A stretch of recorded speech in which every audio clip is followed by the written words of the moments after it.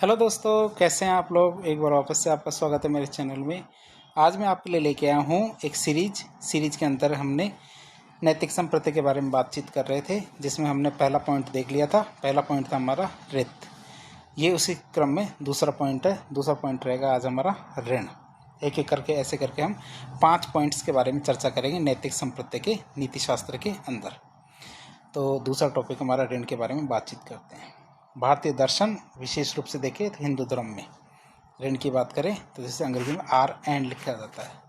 ये हमारे नैतिक संप्रति की बहुत ही महत्वपूर्ण अवधारणा है। तो हम देखें, ऐसा नहीं है कि केवल भारतीय दर्शन की बात है, बल्कि हिंदू धर्म में भी ऋण को बहुत ही इंपॉर्टेंट माना गया है। ऋण की बात करते तो ऋण का शाब्दिक अर्थ होता है कर्ज या उधार।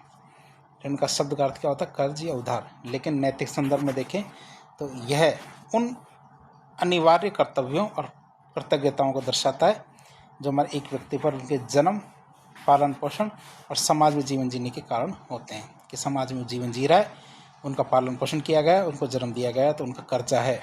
समाज का भी कर्जा है, तो माँ बाप का भी कर्जा है, तो देवताओं का भी कर्जा है, तो गुरुओं का भी कर्जा है, ताकि वह इतना सभ्य इंसान बना है। तो सभी का कर्जा है उसके ऊपर, जिसे ऋण कहा जाता है, तो उसे उनको चुकाना पड़ेगा। तो यह अवधारणा इस बात पर आधारित है कि व्यक्ति अकेला नहीं होता, बल्कि वह अपने व्यक्तित्व और विकास के लिए विभिन्न संस्थाओं और सत्ताओं का ऋणी होता है। ऐसा नहीं है कि व्यक्ति अकेला जी रहा है कि भैया मैं तो अकेला ही रहूँगा, वो कहे तो कहे, लेकिन वो बहुत सारे लोगों का ऋणी होता है। उसको पूरे जीवन भर उन ऋणों को उतारना पड़ता है।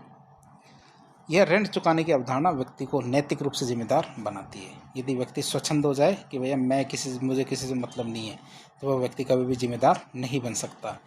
तो ये हमारे ऋण की अवधारणा क्या करती है? हमारे व्यक्ति को नैतिक रूप से जिम्मेदार बनाती है, उसे अपने कर्तव्यों का पालन करने के लिए प्रेरित करती है। भारतीय परंपरा में देखें तो मुख्य रूप से 3 प्रमुख ऋण हैं। 3 त्रिऋण की बात करते हैं तो उनका वर्णन किया गया है। और समय के साथ इसमें क्या है, 5 ऋणों की अवधारणा, ये पंच महायज्ञ की बात भी की जाती है। तो परीक्षा में दोनों ही चीज़ें आ सकती है ऋणों के बारे में। एक तो त्रिऋण, और कई जगह हमारे ये भी आ जाता है पंच महायज्ञ। ये जो 3 ऋण हैं, इनको समाहित करके 2 नए ऋणों को मिला के पंच महायज्ञ या पंच ऋणों की अवधारणा भी आती है। तो दोनों के बारे में हम देखेंगे इसके अंदर। तो पहले हम देखते हैं हमारे त्रिऋण या त्रिडेप्ट की अवधारणा। तो त्रिऋण की अवधारणा देखें तो ये 3 मूलभूत ऋण हैं। ऋणों की बात करें तो ये 3 मूलभूत ऋण हैं जिनसे प्रत्येक व्यक्ति अपने जीवन काल में बंधा होता है। त्रिऋण की बात करें, 3 मूलभूत ऋण हैं जिनसे क्या प्रत्येक व्यक्ति अपने जीवन काल में बंधा होता है, जिन्हें उसे चुकाने का प्रयास करना चाहिए। उनके जीवन में प्रत्येक व्यक्ति को अपने ऋणों को चुकाने का प्रयास करना चाहिए। पहला ऋण आता है देव ऋण। क्या होता है? देव ऋण मतलब डेब्ट टू गॉड। बात करें देव ऋण क्या होता है, अवधारणा क्या, देव ऋण की अवधारणा की बात करें तो यह उन देवताओं मतलब प्रकृति की शक्तियों की बात करते हैं। तो देवताओं के प्रति कृतज्ञता है जो ब्रह्मांडीय व्यवस्था मतलब ऋत को बना के रखते हैं। यदि ऋत को नहीं बना के रखते तो पूरे संसार में अव्यवस्था फैल जाती, तो हम उनके ऋणी हैं। जो जीवन जीने के लिए आवश्यक मतलब सूर्य का प्रकाश, वर्षा, हवा, ये सब देने का काम करते कौन? हमारे देवता। यह ऋण इस विचार पर आधारित है कि मनुष्य स्वयं से बड़ा है। क्या मनुष्य स्वयं से बड़ा और प्रकृति की शक्तियों पर निर्भर करता है। अब इस ऋण को चुकाने का क्या तरीका है? ये ऋण कैसे चुकेगा? तो इसे मुख्य रूप से हमारे वैदिक काल में तो यज्ञों के माध्यम से आहुति देकर, मतलब यज्ञों के माध्यम से पूजा पाठ करके और भक्ति के माध्यम से चुकाया जाता था। जो वैदिक काल था तो उस समय तो कैसे चुकाते थे इसको? यज्ञ करके, पूजा पाठ करके और भक्ति के माध्यम से चुकाया जाता था। आज के टाइम पे इसको कैसे चुकाया जाएगा? इसका मतलब है आप पर्यावरण का सम्मान करो, प्रकृति का संरक्षण करो और ब्रह्मांडीय व्यवस्था के प्रति क्या करो? कृतज्ञता व्यक्त करो। इससे आप इस ऋण से मुक्ति पा सकते हो। ऋण का नाम क्या है? देव ऋण, डेब्ट टू गॉड। दूसरा ऋण आता हमारा पितृ ऋण, डेब्ट टू एंसेस्टर्स या पेरेंट्स। अवधारणा की बात करें क्या है ये ऋण? यह अपने माता पिता, दादा दादी और पूर्वजों के प्रति कृतज्ञता होती है। यह ऋण क्या है? हमारे माता पिता, दादा दादी और पूर्वजों के प्रति कृतज्ञता है, जिन्होंने हमें जन्म दिया है और हमारा पालन पोषण किया है, हमें शिक्षित किया है, हमें जीवन दिया है। तो ये ऋण क्या? वंश की जो निरंतरता और परिवार के प्रति जो हमारी जिम्मेदारी है उसको दर्शाता है। ये क्या करता है? ये वंश की जो निरंतरता और परिवार के प्रति जिम्मेदारी है उसको दिखाता है। इस ऋण को कैसे चुका सकते हैं? इसे मुख्य रूप से वंश को आगे बढ़ा करके मतलब संतान उत्पत्ति करके, बच्चों का पालन पोषण करके और उन्हें शिक्षित करने के माध्यम से चुकाया जा सकता है। बच्चों को पालन पोषण करो, बच्चों को शिक्षित करो, तो इस तरह से इसको चुका सकते हो। इसके अलावा पितरों के लिए श्राद्ध, तर्पण जैसे जो अनुष्ठान करके भी इस ऋण को चुकाने का तरीका माना जा सकता है। मतलब इसको एक तरीका और है कि पितरों के लिए आप श्राद्ध करो, तर्पण जैसे कार्य, अनुष्ठान कार्य करो, इसके माध्यम से आप जो हमारे पितृ ऋण को चुका सकते हो, जिससे उनकी आत्माओं को शांति मिलेगी। जो आपके पितृ है तो उनको क्या है, उनकी आत्माओं को शांति मिलेगी। तो ये हमारा क्या है, पितृ ऋण। फिर आता हमारा ऋषि ऋण, जैसे डेब्ट टू सेजेस या टीचर्स। तो अवधारणा क्या है ये, तो ये हमारे ऋषियों, गुरुओं, शिक्षकों और ज्ञानी पुरुषों के प्रति कृतज्ञता है। तो ये हमारे ऋषियों, गुरुओं, शिक्षकों और ज्ञानी पुरुषों के प्रति हमारी कृतज्ञता है, जिन्होंने हमें ज्ञान, विद्या, नैतिक मूल्य और जीवन का मार्गदर्शन दिया है। इन्होंने क्या किया, हमें ज्ञान दिया है, विद्या, नैतिक मूल्य और जीवन का मार्गदर्शन दिया है। यह ऋण ज्ञान की परंपरा और शिक्षा के महत्व पर जोर देता है। यह ऋण क्या करता है, ज्ञान की परंपरा और शिक्षा के महत्व पर क्या करता है, जोर देता है। अब इसको आप कैसे चुका सकते हो, इसको चुकाने का क्या तरीका है, तो इसे मुख्य रूप से ज्ञान प्राप्त करके, उसे संरक्षित करके, दूसरों को सिखाकर, ज्ञान की परंपरा को आगे बढ़ाकर चुकाया जाता है। ब्रह्मचर्य व्यक्ति जो विद्यार्थी जीवन की बात करें तो ब्रह्मचर्य के दौरान ज्ञान प्राप्त करना और बाद में उसे दूसरों को प्रदान करना इस ऋण को चुकाने का एक महत्वपूर्ण तरीका है। क्या ब्रह्मचर्य के दौरान मतलब विद्यार्थी जीवन में ज्ञान प्राप्त करो, बाद में दूसरों को ज्ञान लौटा दो, मतलब दूसरों को प्रदान करो। ये इस ऋण को चुकाने का एक बहुत अच्छा तरीका माना जाता है। तो ऋण का नाम क्या, देव ऋण। अब हमने शुरू में देखा था कि 3 ऋण तो इम्पोर्टेंट है ही, लेकिन कुछ समय बाद इन 3 ऋणों को मिला करके 2 ऋण इसमें और मिला दिए गए और उनको मिला करके एक पंच महायज्ञ शब्द बनाया गया। तो कई बार परीक्षा में आ जाए तो आपको पता होना चाहिए इसके बारे में भी, तो हम आपको बता देते हैं। पंच महायज्ञ 5 ग्रेट सेक्रीफाइसेस या ऑब्लिगेशंस की बात करें तो बाद में इन 3 ऋणों की अवधारणा को विस्तारित करके पंच महायज्ञ की अवधारणा को शामिल किया गया। एक पंच महायज्ञ की अवधारणा थी, उसमें इन तीनों को शामिल कर लिया गया, जो इन ऋणों को चुकाने के दैनिक कर्तव्यों के बारे में देखे जाते हैं। तब बात करते हैं पंच महायज्ञ की। इसमें पहला यज्ञ आता है हमारा ब्रह्म यज्ञ, जिसे ऋषि यज्ञ भी कहते हैं। क्या, ब्रह्म यज्ञ जिसे ऋषि यज्ञ भी कहते हैं। तो ऋषियों के प्रति ऋण चुकाना ऋषि यज्ञ, ये ब्रह्म यज्ञ आता है। इसमें आप क्या, वेदों का अध्ययन करके, अध्यापन और ज्ञान की चर्चा करके इसको चुका सकते हो। कैसे, वेदों का अध्ययन करके, अध्यापन करके और ज्ञान की चर्चा करके इसको चुका सकते हो। ऋषियों के प्रति ऋण है ये। दूसरा हमारा पंच महायज्ञ में दूसरा आता है देव यज्ञ, देवताओं के प्रति ऋण चुकाना। तो आप क्या कर सकते हो कि अग्निहोत्र जैसे जो कर्मकांड है वो करके प्रकृति और ब्रह्मांडीय शक्तियों के प्रति कृतज्ञता व्यक्त करके देव यज्ञ को पूरा कर सकते हो। तीसरा आता है पितृ यज्ञ, तो पितरों के प्रति ऋण चुकाना, मतलब संतान उत्पत्ति करके, उनका पालन पोषण करके और पितरों के लिए तर्पण या श्राद्ध करके आप उनका कर्जा चुका सकते हो। फिर आता है नर यज्ञ या फिर मनुष्य यज्ञ, तो मनुष्य के प्रति ऋण चुकाना, मतलब कैसे चुका सकते हो मनुष्य के प्रति आप ये जो कर्जा है, ऋण है। तो अतिथि आएंगे आपके, तो अतिथियों का सत्कार करो, गरीबों और ज़रूरतमंदों की सेवा करके, समाज में भलाई का कार्य करके इस ऋण को चुका सकते हो। यह मानवीय समुदाय के प्रति कर्तव्य है कि मानवों के प्रति भी आपका एक कर्तव्य है, तो वो आपके मनुष्यज्ञ या नरयज्ञ कहलाएगा। फिर आता भूत यज्ञ, क्या आता है, भूत यज्ञ, मतलब सभी प्राणी, भूत यज्ञ का मतलब सभी प्राणी, चाहे वो पशु हो, पक्षी हो, पेड़ पौधे हो, इनके प्रति भी आपको कर्जा है, एक ऋण है, तो उसको भी आपको चुकाना होगा। और आप कैसे चुकाओगे, उन्हें आप भोजन पानी देकर, पर्यावरण का संरक्षण करके इनको चुका सकते हो। और ये समग्र पारिस्थितिकी और जीव जगत के प्रति कर्तव्य माना जाता है। तो पंच महायज्ञ की बात करें तो इसमें कौन कौन से थे हमारे पंच महायज्ञ में, ब्रह्म यज्ञ जिसे ऋषि यज्ञ कहते हैं, देव यज्ञ, पितृ यज्ञ, मनुष्य यज्ञ जिसे निर्यज्ञ भी कहते हैं, और भूत यज्ञ, तो 5 यज्ञ। अब यदि आप अपने कर्जों से मुक्ति नहीं पाते हो, मतलब कर्जे नहीं चुकाते हो, आपको 3 प्रकार के दुख उठाने पड़ेंगे। आप याद रखेंगे, यदि आप ऋणों से मुक्ति नहीं पाते हो और आप एक नैतिक व्यवहार नहीं जीते हो तो आपको 3 प्रकार के दुख हो सकते हैं। अब आपको पता होना चाहिए कौन कौन से। तो जब ऋण मतलब कर्तव्य को पूरा नहीं किया जाता तो 3 प्रकार के दुखों का सामना करना पड़ सकता है। ये दिखाता है कि ऋणी होना केवल व्यक्तिगत नहीं है, बल्कि इसका प्रभाव व्यक्ति के बाहरी वातावरण और समग्र अस्तित्व पर पड़ता है। ऐसा नहीं है कि आप ऋणी रह के सोचो मैं तो किसी का ऋण नहीं चुका हूँ, लेकिन मेरा कोई क्या कर लेगा, तो पूरा पूरा ब्रह्मांड आपको मज़ा चखाने के लिए एकजुट हो जाएगा, वो आपको मज़ा चखाएगा और 3 प्रकार के दुख देने के लिए तैयार बैठा है यदि आप ऋणों को नहीं चुकाते। तो अब बात करते कौन कौन से दुख है वो। पहला दुख आता है आध्यात्मिक दुख। आध्यात्मिक दुख की बात करते ये कहाँ से आएगा, मतलब ये दुख स्वयं के शरीर और मन के कारण उत्पन्न होते हैं और ये आंतरिक होते हैं। ये दुख क्या होते हैं, स्वयं के शरीर मतलब देह और मन मतलब अंतःकरण के कारण उत्पन्न होते हैं और ये आंतरिक होते हैं। ये क्या होते हैं, आंतरिक होते हैं। उदाहरण के लिए देखें तो हमारे शारीरिक कारण की बात करें तो हमारे जैसे बीमारी हो सकती है, जैसे बुखार, खांसी, कैंसर, ये हो सकता है, कोई बीमारी हो सकती है। शारीरिक दर्द, बुढ़ापा, शारीरिक चोटें, विकलांगता ये हो सकती है। ये सभी शरीर की अपनी प्रकृति और उनके विकारों के कारण होते हैं। या फिर हमारे मानसिक कारणों की बात करें तो क्रोध, चिंता, भय, लोभ, ईर्ष्या, मोह, निराशा, अवसाद, इच्छाओं की अपूर्णता से उत्पन्न होने वाले तनाव इसमें शामिल होते हैं और ये मन की अपनी इच्छाओं और विकारों के कारण होते हैं। तो हमने देखा ये कौन सा दुख था, ये हमारे आध्यात्मिक दुख था, पहला ये भोगना ही पड़ेगा।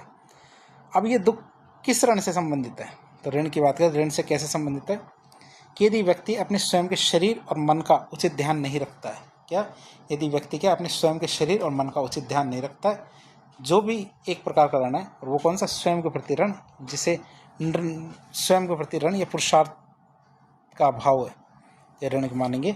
स्वयं के प्रति ऋण नहीं चुकाता है या यदि वह अनैतिक जीवन जीता है तो शारीरिक और मानसिक स्वास्थ्य पर नकारात्मक प्रभाव पड़ता है, तो उसे ये वाला दुख उठाना ही पड़ेगा। ब्रह्मचर्य जैसे गुणों का पालन नहीं करना भी इसमें शामिल माना जाएगा, तो उसे ये ऋण या ये जो दुख है वो उठाना पड़ेगा। दूसरा दुख आता है हमारा अधिभौतिक दुख। बात करें इसकी उत्पत्ति की, स्रोत की, तो ये दुख क्या हमारे दूसरे जीवों मतलब भूतों के कारण उत्पन्न होते हैं। वे दूसरे जीव होते हैं, इनकी वजह से हमें दुख होते हैं, चाहे वे मनुष्य हो, पशु हो या अन्य कोई प्राणी, जिनकी वजह से हमें दुख हो। तो हमें कौन कौन से दुख हो सकते हैं, तो दूसरे मनुष्य के द्वारा किया गया नुकसान, जैसे कुछ चोरी कर ले, हिंसा कर ले, धोखा, अपमान, तो दूसरे व्यक्तियों के द्वारा किया गया दुख है। पशुओं के द्वारा कौन सा नुकसान हो सकता है, जिसको सांप काट ले, कुत्ता काट ले, जंगली जानवर हमला कर दे, तो ये। कीटों और सूक्ष्म जीवों के कारण होने वाली कौन कौन सी परेशानी है, मच्छर का काटना, बैक्टीरिया या वायरस से होने वाली बीमारियां इसमें शामिल होती है। तो ये दूसरों की वजह से होने वाली बीमारियां हैं, ये दोष है।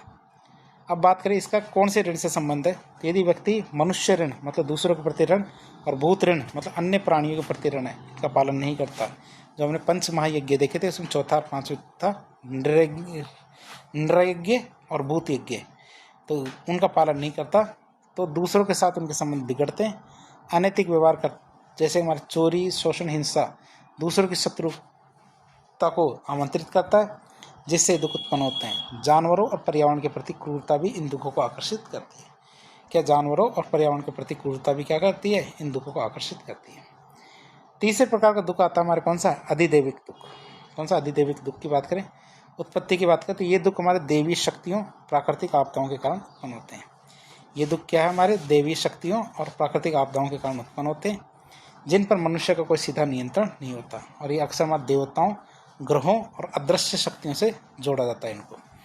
इन्हें क्या अक्सर देवताओं, ग्रहों और अदृश्य शक्तियों से जोड़ा जाता है। अधिदैविक दुख की बात करें तो ये कौन कौन से दुख है, जैसे हमारे प्राकृतिक आपदाएं, जैसे हमारे भूकंप, बाढ़, सूखा, तूफान, सुनामी, ये हो सकता है। आकाशीय घटनाएं जैसे हमारे को बिजली गिर जाए, ये हो सकती है। महामारी जिन्हें अक्सर हमारे देवी प्रकोप माना जाता है, अब इनके वैज्ञानिक कारण तो पता चल गए, लेकिन फिर भी ये मानी जा सकती है। फिर ग्रहों के अनुकूल प्रभाव मतलब ज्योतिषीय मान्यता के अनुसार भी हमें नुकसान उठाना पड़ सकता है। अब बात करें इसकी, तो ये ऋणों से कैसे संबंधित है उसकी बात करें, तो ये दुख अक्सर देवऋण मतलब देवताओं और प्रकृति की शक्तियों के प्रति कर्तव्य माना जाता है। देवऋण को न चुकाने से जुड़े हुए माने जाते हैं। यदि व्यक्ति प्रकृति का सम्मान नहीं करता, संसाधनों का अत्यधिक दोहन करता है या ब्रह्मांडीय नियमों या रीत का उल्लंघन करता है, तो उसे इन प्राकृतिक शक्तियों के कोप का सामना करना पड़ सकता है। यज्ञों या धार्मिक अनुष्ठानों की उपेक्षा भी इसमें शामिल मानी जाएगी। तो 3 प्रकार के दुख हमने देख लिए। अगला आता हमारा कौन सा, नैतिक महत्व। जो हमारा ऋण है तो ऋण का नैतिक महत्व क्या है, तो ऋण का संप्रत्यय केवल धार्मिक कर्मकांडों तक ही सीमित नहीं है, बल्कि इसका गहरा नैतिक महत्व भी होता है। तो इसका नैतिक महत्व के बारे में देखें। पहला आता है कृतज्ञता का भाव। ये व्यक्ति में क्या करता है, कृतज्ञता का भाव पैदा करता है। जो उसे जो कुछ मिला है वह किसी न किसी रूप में दूसरों का योगदान होता है, इसीलिए तो ये व्यक्ति में क्या कृतज्ञता का भाव उत्पन्न करता है।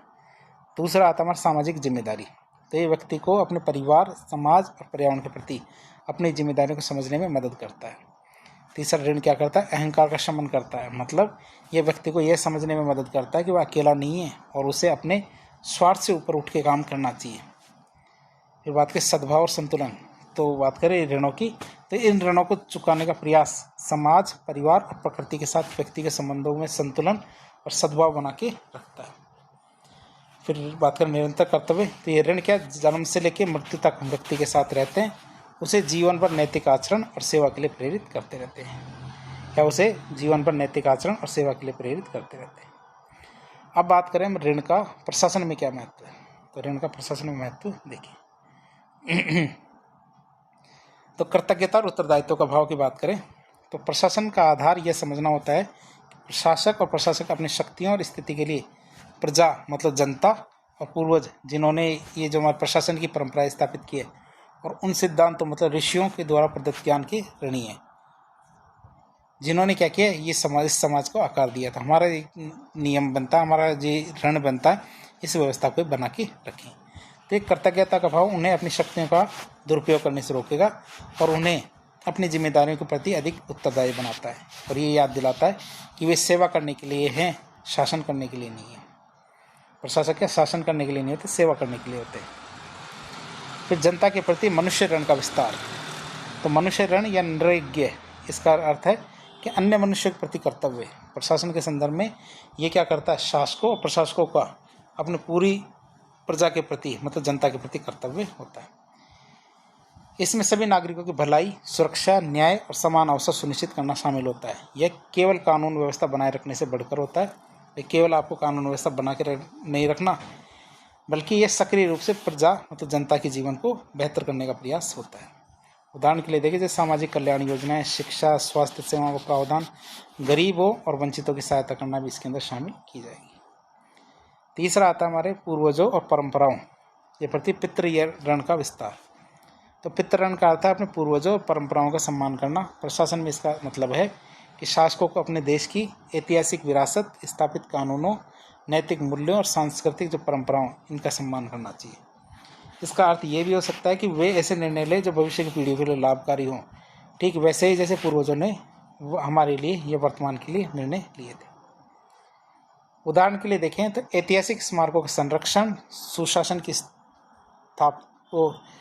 की स्थापित प्रणालियों को बनाए रखना, भविष्य की पीढ़ियों के लिए दीर्घकालिक नीतियां बनाना इसके अंदर शामिल किया जाएगा।